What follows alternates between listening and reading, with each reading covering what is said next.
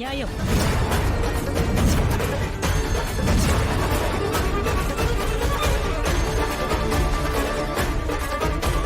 నానమ్మా,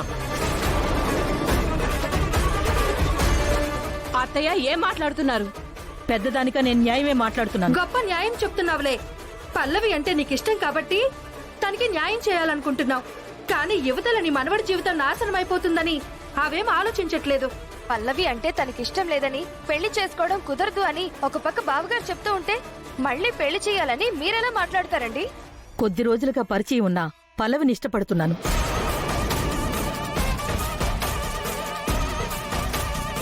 చిన్నప్పటి నుంచి ఎత్తుకు తిప్పిన నా మనవడంటే నాకిష్టం ఉండదా? వాడి మీద ప్రేమ ఉండదా?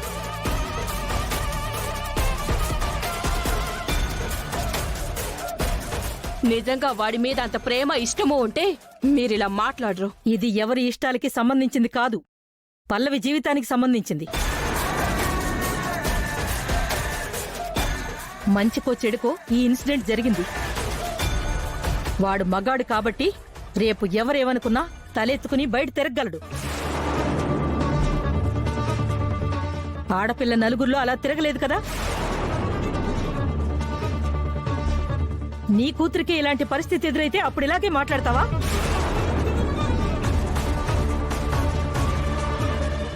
దయచేసి కాస్త పెద్ద మనసు చేసుకుని ఆలోచించండి. ఏంటి పెద్ద మనసు చేసుకునేది? అసలు దాని తరపున వకాల్తా తీసుకుని నా ఇంటికొచ్చి నన్ను ప్రశ్నిస్తున్నావు. అసలు నువ్వెవరు? ఏమవుతావు దానికి? అమ్మండి.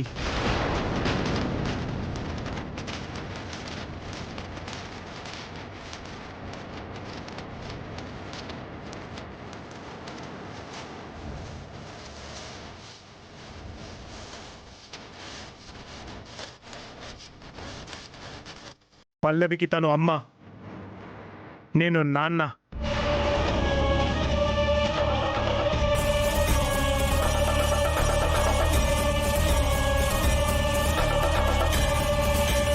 మా కూతురు జీవితం గురించి ప్రశ్నించే హక్కు మాకుంది. జరిగిన తప్పు సరిదిద్ది తన జీవితాన్ని నిలబెట్టాల్సిన బాధ్యత మాకుంది. మీకు చేతనైంది చేసుకోండి. ఈ పెళ్ళైతే జరగదు.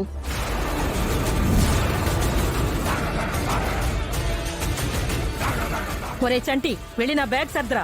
బ్యాగ్స్ దేనికి నానమ్మా? ఆడపిల్ల జీవితం నాశనం అవుతుందని తెలిసి కూడా ఇంత మూర్ఖంగా మాట్లాడే ఇలాంటి వాళ్ళ కొంపలో నేను ఒక్క క్షణం కూడా ఉండలేను. నానమ్మా, దానికోసం నువ్వెళ్ళిపోవడం ఏంటి? మీ అందరికంటే నాకు పల్లవి